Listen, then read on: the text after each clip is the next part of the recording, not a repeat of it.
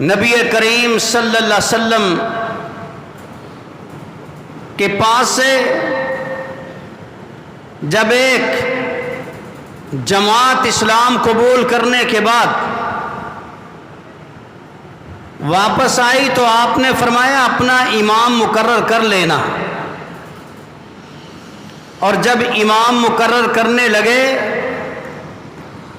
امام بنانے لگے، تو امام وہ بنا عمر بن سلمہ جس کی عمر 7 یا 8 سال تھی۔ وجہ کیا ہے؟ صحیح بخاری کی روایت ہے، ابن 7 اور 8، 7 سال کا بچہ تھا یا 8 سال کا۔ وجہ کیا ہے؟